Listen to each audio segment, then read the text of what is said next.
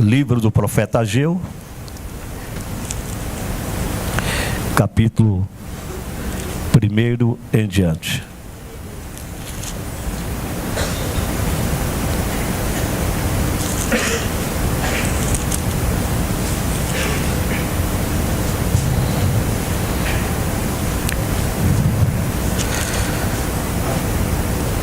Todos encontraram, amém?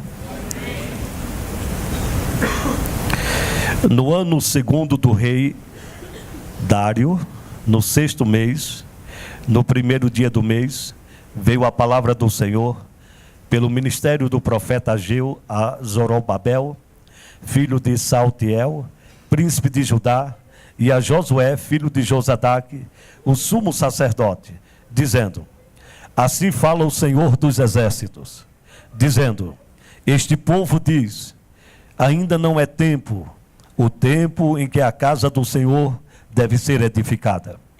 Veio, pois, a palavra do Senhor pelo ministério do profeta Ageu, dizendo: é para vós normal o tempo de habitardes nas vossas casas estucadas, forradas, confortáveis, e esta casa, a casa do Senhor, ficar deserta? Ora, pois assim diz o Senhor dos exércitos: considerai o vosso coração, aplicai o vosso coração aos vossos caminhos, e é por causa disso que semeais muito e recolheis pouco, comeis, mas vocês não se fartam, vocês bebem, mas não se saciam, vocês se vestem, mas ninguém se aquece, e o que recebe salário, parece que recebe salário num saco furado. Mas agora, diz o Senhor dos exércitos, considerai o vosso coração novamente aos vossos caminhos, subi ao monte e trazei madeira, e edificai a minha casa, e dela me agradarei, e eu serei glorificado, diz o Senhor dos exércitos. Porque olhaste para muito, mas eis que alcançaste pouco. E esse pouco, quando trouxeste para minha casa, eu lhe assoprei. Por quê? Disse o Senhor dos exércitos: por causa da minha casa que está deserta. E cada um de vós corre para a sua própria casa, para o seu conforto. Por isso, eu retenho a bênção. Os céus não dão o seu orvalho, e a terra retém os seus frutos. E fiz vir a seca sobre a terra, e sobre os montes, e sobre o trigo, e sobre o mosto, e sobre o azeite, e sobre o que a terra produz, como também sobre os homens, e sobre os animais, e sobre todo o trabalho das suas mãos. Eu digo amém por esta palavra. Podeis assentar. Coloque a minha projeção. Pode apagar a lâmpada aqui do púlpito, irmão Walter. Eu quero falar nesta noite sobre a grandeza e o valor da casa do Senhor nosso Deus. Em toda a história bíblica, Deus teve o interesse de congregar os seus filhos, de reunir o seu povo, para que estes lhe adorassem, lhe glorificassem em espírito e em verdade. No decorrer da história de Israel, isto ficou claramente expressado pela vontade do Criador, de que ele tivesse um santuário, um local, para que fosse reunidos seus filhos, e assim eles prestassem um culto de gratidão, de celebração e de glorificação ao santo nome do Senhor nosso Deus. Esta expressão ou manifestação saiu do coração de Davi, quando ele intentou construir a casa do Senhor nosso Deus, trazendo todo o planejamento. E toda a trajetória desse planejamento saiu do coração de Davi, para que ele pudesse construir a casa de Jeová, o Senhor dos exércitos, o Deus de Abraão, de Isaque e de Jacó. Existem algumas manifestações de orações que são muito atrativas, muito bonitas e que compungem o nosso coração. Mas esta oração de Davi é tão forte, quando ele expressa o desejo de construir um santuário, uma casa para o Senhor, o seu Deus. Eu não sei se vocês têm condições de ver aqui, na projeção, 1 Crônicas, capítulo 29, eu estarei lendo e vocês conferem comigo. Disse mais o rei Davi a toda a congregação: Salomão, meu filho, a quem só Deus escolheu, é ainda moço, e muito moço. E esta obra da construção da casa é muito grande, porque não é palácio para o homem, mas é um palácio para o Senhor. Eu, pois, com todas as minhas forças, já tenho preparado para a casa do meu Deus, ouro para as obras de ouro, prata para as de prata, e cobre para as de cobre, ferro para as de ferro, e madeira para as de madeira, e pedras de ônixes, e as de engaste, e pedras ornamentais, e pedras de diversas cores, e toda sorte de pedras preciosas, e pedras de mármores em abundância, e ainda porque tenho afeto, tenho carinho, tenho amor à casa de meu Deus, o ouro e a prata, do meu tesouro particular, não do tesouro do meu reino, mas do meu salário como rei, de tudo que eu tenho, a minha riqueza particular, eu dou para a casa do meu Deus. Afora, além, tudo que eu tenho preparado agora do tesouro do reino, para a casa do santuário. 3.000 talentos de ouro de Ofir, é o melhor ouro da terra. 7.000 talentos de prata purificada, para cobrir as paredes das casas. Ouro para os objetos de ouro, e prata para os de prata, e para toda a obra de mão dos artistas. Quem, pois, está disposto a encher a sua mão para oferecer hoje voluntariamente ao Senhor? Então os chefes dos pais e os príncipes das tribos de Israel, e os capitães de 1.000 e de 100, até os chefes da obra do rei, voluntariamente contribuíram.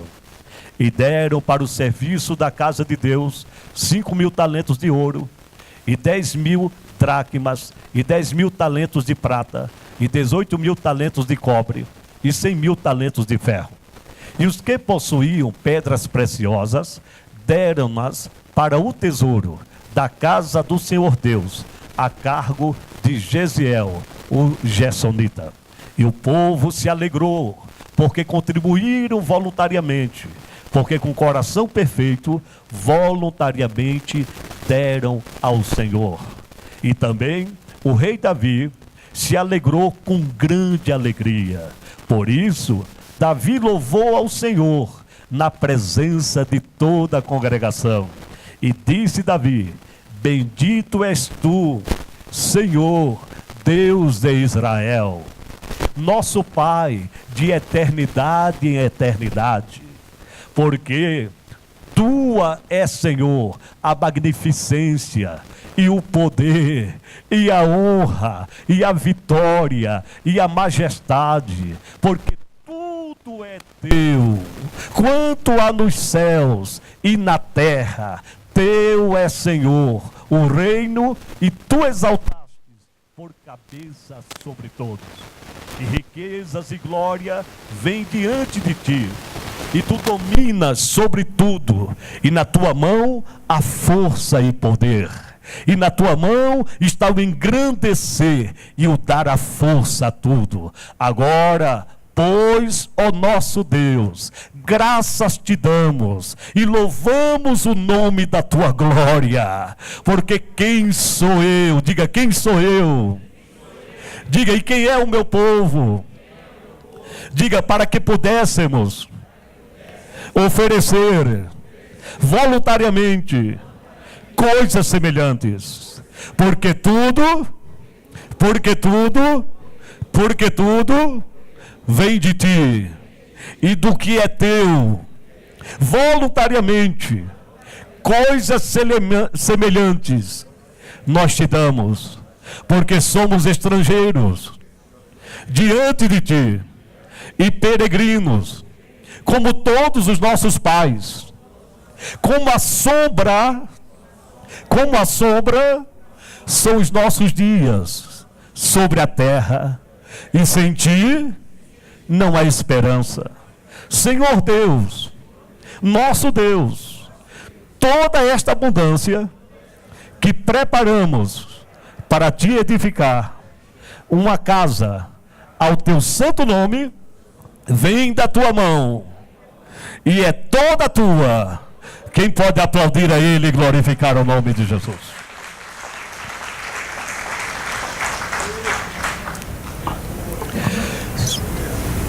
Davi passa este planejamento para o seu filho Salomão, quando ele já se torna adulto. E Salomão abraça esse projeto da construção de Deus, da casa de Deus. Ao invés de fazer inimizades com os outros reinos, Salomão faz aliança com o rei Irã, lá da Fenícia, e ele importa madeira do cedro do Líbano.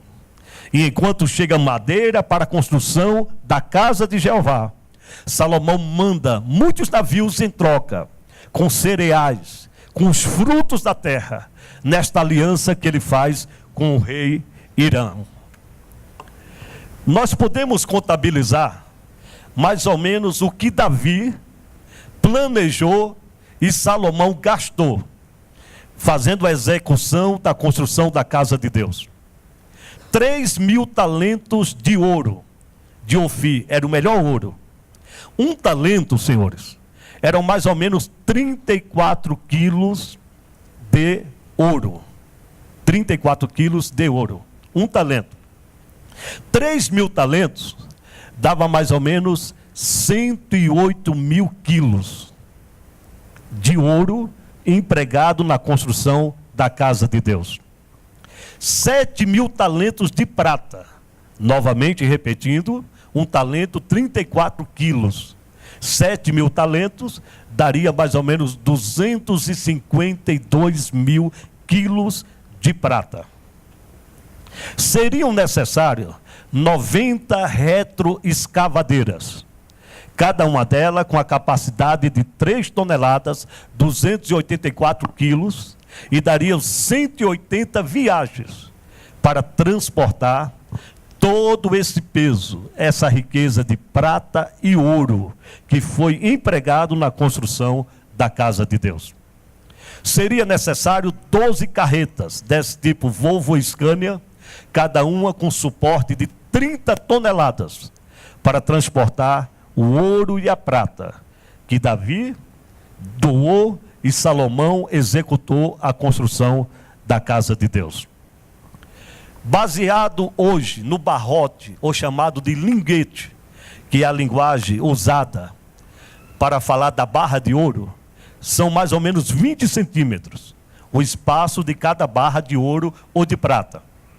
E se colocássemos estes linguetes, ou essas barras de ouro, uma ao lado da outra, nós teremos uma extensão de 108.000 barras enfileiradas, que seriam 3.000 quilos de ouro. A prata, 360.000 barras de prata, que foram 7.000 talentos de prata.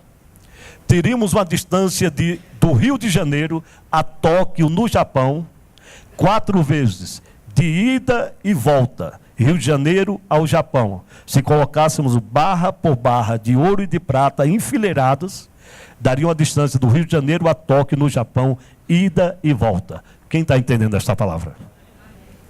Além do mais, a revista Forbes, que é uma revista americana, que trata dos ricos, dos multimilionários deste mundo, contou há pouco tempo a história de um sheik da Arábia, que construiu um grande palacete e também adquiriu um palácio no ar, um grande avião de luxo, com ouro e com prata, que custou 300 milhões. Eu acreditei porque o avião particular daquele alemão que está vegetando hoje, Schumacher, foi colocado à venda o ano passado por 37 milhões de dólares.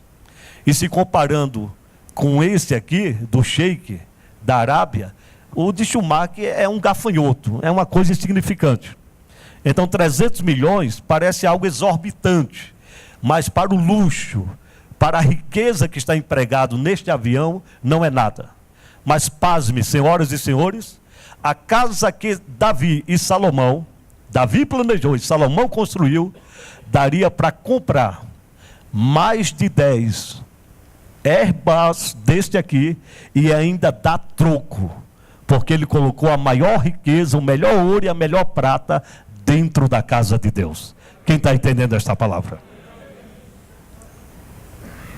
O templo de Salomão, eu estive 3 vezes lá em Jerusalém, e o que me marcou é que hoje não existe mais as ruínas do templo de Salomão, existe só arqueologia. Mas os judeus levantaram um muro, que é chamado hoje o muro das lamentações. E este muro representa o templo que Davi planejou e que Salomão construiu neste mesmo lugar. E mais ali atrás, vocês estão vendo que é a mesquita muçulmana histórica, chamada Mesquita de Omar, porque é este local ali em que diz os historiadores que Abraão subiu o monte para sacrificar o seu filho Isaque em adoração e obediência ao seu Deus chamado Jeová. Então eu vou pedir para ela colocar o vídeo, para vocês terem uma ideia como era o templo de Salomão, com toda a sua pompa, sua glória, com toda a sua história.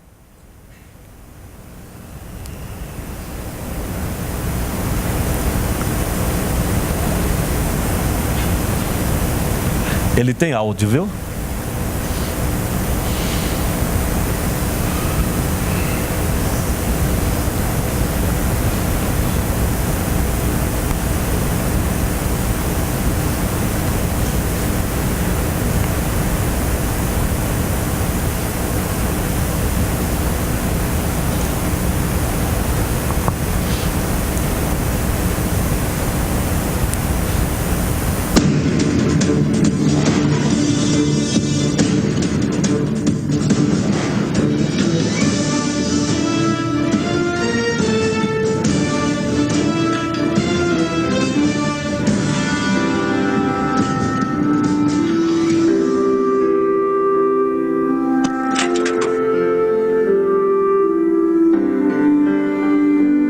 Isso é uma imagem do templo de Salomão em animação.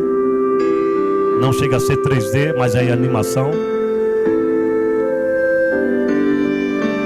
A obra gigantesca que um homem faz há quase 3.000 anos atrás. Tudo de ouro, tudo de prata, pedras preciosas, madeira que foi coberta com ouro, tudo para receber a presença de Deus, a glória do Deus Altíssimo dentro daquela casa. A Arca da Aliança ficava ali no Santo dos Santos, onde a presença de Jeová se manifestava.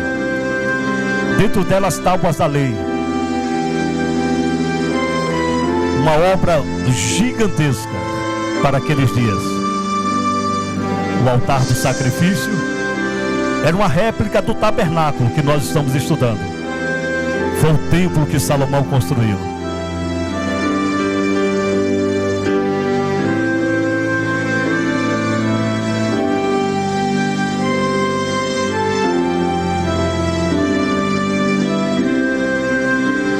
O pátio, chamado os átrios do Senhor,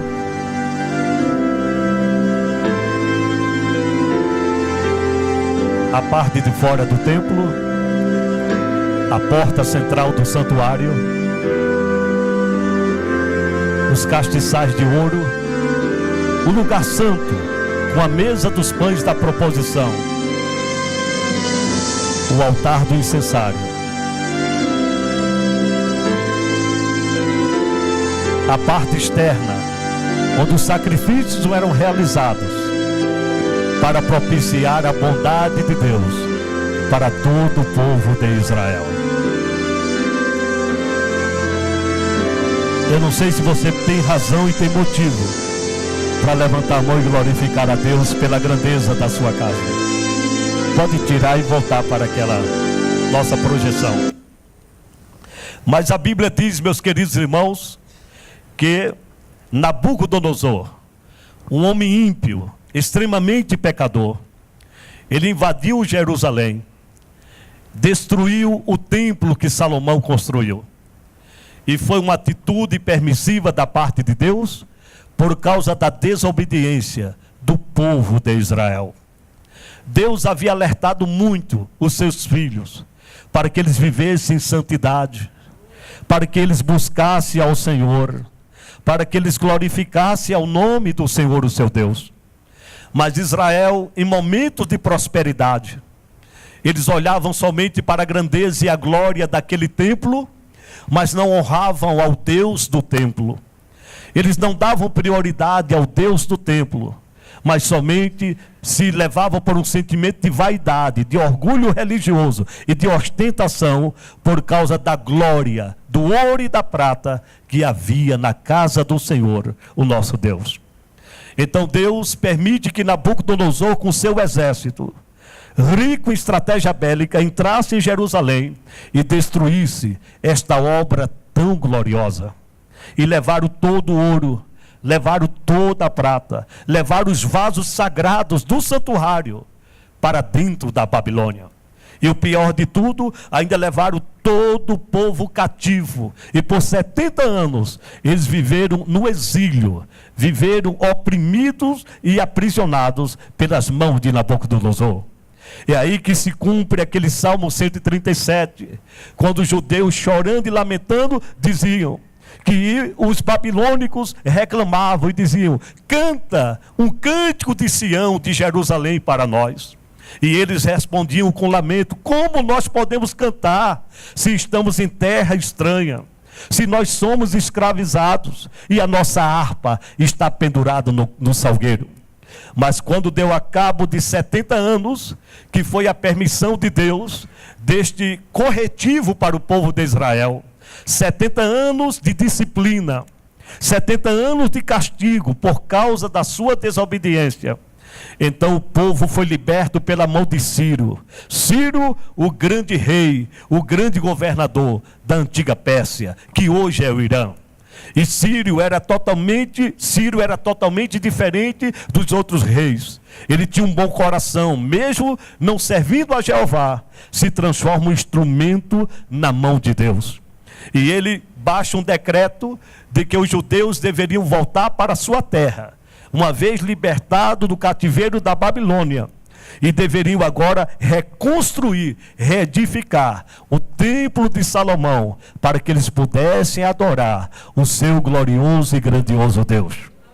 Os judeus saem da escravidão, chegam em Jerusalém, e não somente Deus toca no coração de Ciro, para que ele baixasse esse decreto, um acordo diplomático com os judeus, mas Deus colocou no coração dele também, para que doasse, tanto ele como Artaxerxes, doasse madeira e muita riqueza para reedificar novamente a casa de Deus. Então os judeus começam a trabalhar e começam a levantar as muralhas, mas vem a oposição, porque na obra de Deus sempre aparece oposição.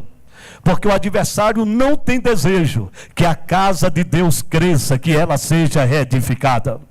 Então levanta-se sempre os Tobias, os Sanbalates, os Gesem, os arábios, e trouxeram calúnia para o rei Ciro e disseram assim: olha, aqueles governantes que estão lá em Jerusalém, e você ainda está alimentando a vaidade deles. Eles querem levantar um império maior do que o seu, e eles vão engolir a sua Pérsia, e você ainda está ajudando eles. E o rei acreditou naquela história, e lançou um embargo econômico para os judeus. Os judeus agora não tinham mais madeira, não tinham mais material para reconstruir a casa de Jeová, o templo de Salomão. Então ficou só na base, e por 16 anos o templo ficou em grandes ruínas. E por conta disso, o povo agora se deixou a levar em trabalhar somente para si, ganhar muito dinheiro, construir seus palacetes, estocar suas casas, trazer luxo e conforto para dentro da sua casa, e a casa de Jeová, por 16 anos, estava completamente vazia. E Deus, que conhece o coração do povo, Ele disse: eu não vou mais abençoar este povo, porque eles estão sendo ingratos novamente comigo. Eles estão cuidando somente do luxo e do conforto da casa deles, trabalham de dia e de noite, e só pensam em ganhar dinheiro, só pensam em lazer, só pensam em conforto, e a minha casa está completamente vazia. E é por isso que a crise está acontecendo agora no meio de vocês, porque vocês não consideram e não aplicam os vossos corações no meu santo caminho. É por isso que vocês plantam e nada colhe, vocês comem e não se saciam, vocês se vestem e não se aquecem no frio, vocês trabalham e parece até que quem ganha salário recebe num saco furado. Mas assim diz o Senhor dos Exércitos: subi ao monte, trazei madeira e edificai a minha casa, e eu serei glorificado, e eu vou voltar a abençoar a vida de vocês. Quem está entendendo isto, levante a mão e glorifique a Deus. Vocês estão entendendo isto? Agora, por que Deus tinha tanto interesse da sua casa ser reconstruída? Será que era por causa do ouro? Sim ou não?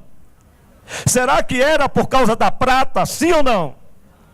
Por que Deus queria que aquela casa que Salomão construiu, ela fosse novamente reerguida, levantada, reconstruída? É porque Deus não é o homem para que minta, nem filho do homem para que se arrependa. Deus é fiel com a sua palavra, Deus é fiel com a sua promessa. E quando Salomão fez o grande templo, ele orou a Jeová e disse: Senhor, quem sou eu, um pobre pecador, para edificar uma casa para ti, se nem mesmo o céu dos céus pode conter a tua glória e a tua presença? Mas Senhor, conforme a tua vontade e a vontade do meu pai Davi, eu construí esta casa para louvar e exaltar o teu maravilhoso nome. Agora, Senhor, inclina-te quando o teu povo entrar por essas portas e fizer as orações e cantar louvores da tua presença. Então Deus disse: se o meu povo, que se chama pelo meu nome, orar, jejuar, se humilhar, se arrepender dos seus maus caminhos, eu o abençoarei, eu ouvirei, eu colocarei meus olhos nesta casa, eu gravarei o meu nome dentro dela e ouvirei as suas orações. Levante a mão se você está entendendo esta palavra. Deus teve um compromisso com aquela casa que Salomão construiu. Primeiro ele disse: meus olhos estarão fixos naquele lugar, meus ouvidos estarão atentos para as orações daquele lugar, o meu nome estará gravado naquela casa. Então Deus agora queria que o seu povo reconstruísse aquela casa, ainda que não tinha ouro, ainda que não tinha mais prata, mas a sua promessa, a sua natureza de Deus, sua essência de fidelidade não poderia morrer, porque Ele é Deus. Ainda que fosse numa choupana ou um barraco de tábua, mas Deus se faria presente, seu poder iria se manifestar, porque Ele prometeu: meus ouvidos, meus olhos estarão fixos neste lugar, e o meu nome estará gravado nesta casa. Quem está entendendo esta palavra? Mas os judeus foram levados por um complexo de inferioridade, e eles disseram assim: houve um embargo político, nós não temos madeira, nós não temos ouro, nós não temos prata, E se nós nos esforçarmos para reconstruir esta casa, sem prata, sem ouro, sem pedras preciosas, sem melhor madeira do cedro do Líbano, Jeová nem vai olhar para ela. Ele vai dar as costas para nós. Eles pensavam desta maneira. Eles pensavam que o coração de Deus estava condicionado ao ouro de Ofir e à prata que Salomão empregou na casa. Nas pedras de ônix, nas pedras preciosas, na madeira do cedro do Líbano. Eles não tinham ainda a concepção que Deus não está preso a isto. Deus não está agarrado a brilhante, a ouro. Não é a glória do material que Deus se prende, mas é a disposição do coração e a simplicidade da alma de honrar a Ele com o melhor que você tem, para o louvor e a glória do seu santo nome. E eles ficaram assim dizendo: não, a gente não tem recurso, não vamos construir esta casa, porque Ele nem vai olhar para ela. Porque a casa que nosso pai Salomão construiu era muito grande, era muito rica. Nós vamos, se compararmos hoje, será apenas um barraco. E Deus disse: não é assim não, meus filhos.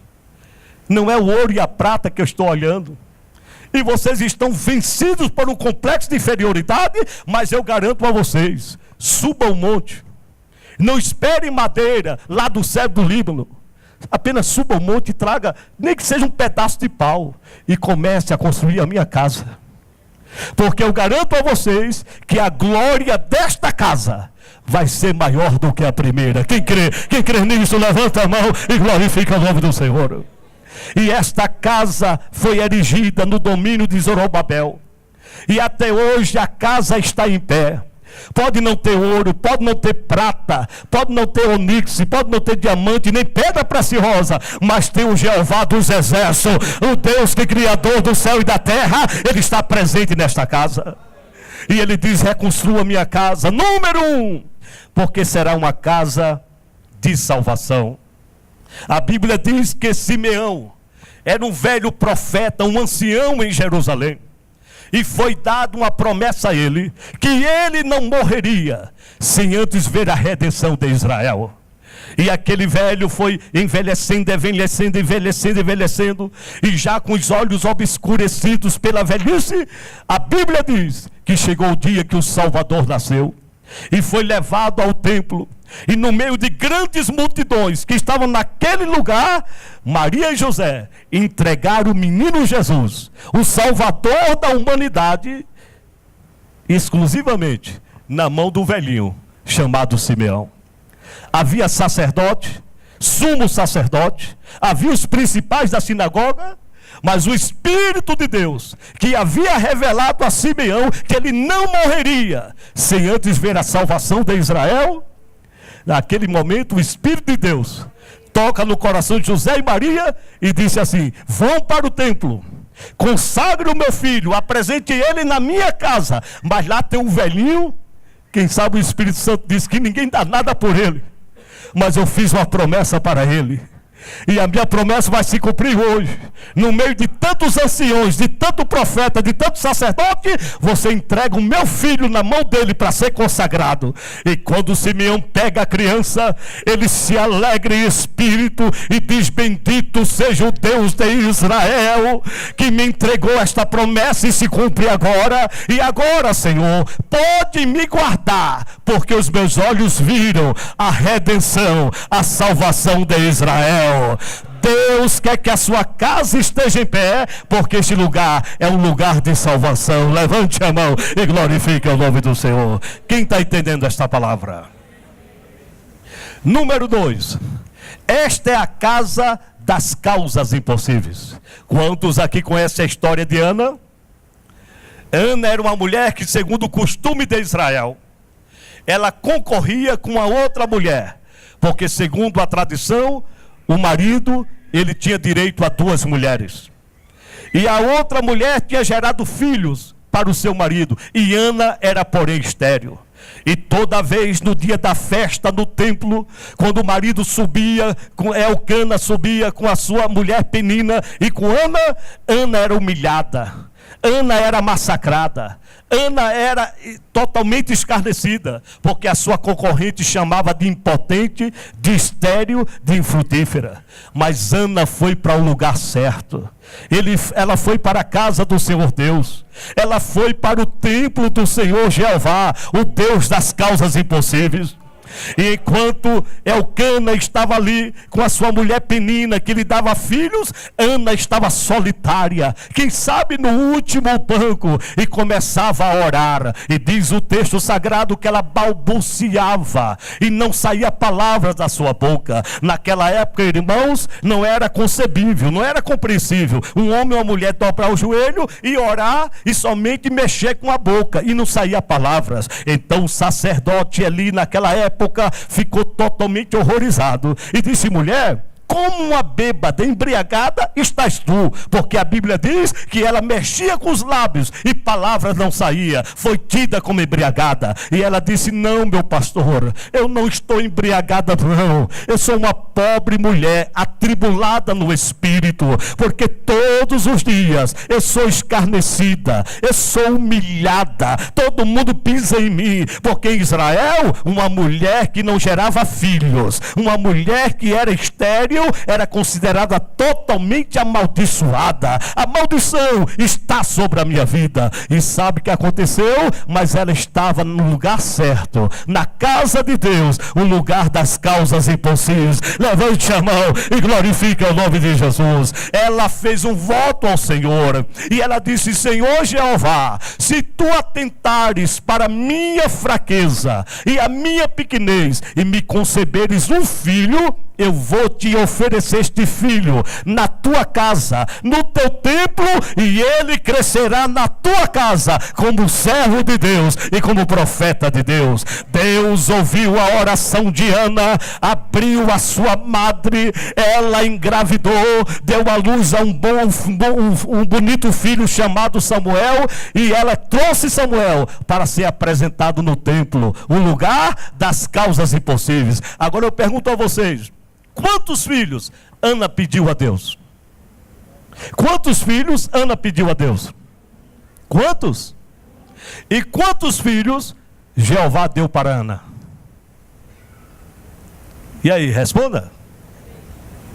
3, 6, 7.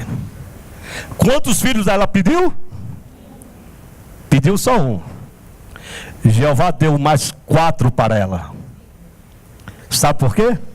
Porque Paulo disse que o nosso Deus faz mais além do que nós pensamos e nós pedimos. Você às vezes entra nesta casa triste, arrasada, acabrunhado, pedindo uma bênção, uma vitória a Deus, e você concentra a sua alma somente naquilo e não sabe que Deus vai te surpreender de tal maneira que vai te dar aquilo e muito mais do que você está pedindo e você está pensando. Ana pediu um, e esse único que ela pediu, ela ofereceu a Deus antes de receber. Deus se alegrou tanto que escancarou o ventre de Ana e deu mais de um, porque esta casa é lugar das causas impossíveis. Pode aplaudir ao Senhor se você crê nesta profecia. Deus opera aqui neste lugar. Glória a Deus. Deus quer que a sua casa seja reconstruída, porque é casa de sabedoria e de oração. A Bíblia diz que Jesus Cristo, ele se perdeu do seu pai e da sua mãe. E por 3 dias ele se afastou dos seus pais. E quando os pais, totalmente preocupados, atônitos, porque o menino havia se perdido no meio da multidão, em plena festa, quando foram procurar o menino Jesus, onde é que ele estava? Estava no templo, cheio de graça, de sabedoria, e ensinava com tanta autoridade que os anciãos, os velhos, doutores da lei, escribas e professores da época, a Bíblia diz que ficavam maravilhados com tanta sabedoria que saía da boca do menino Jesus.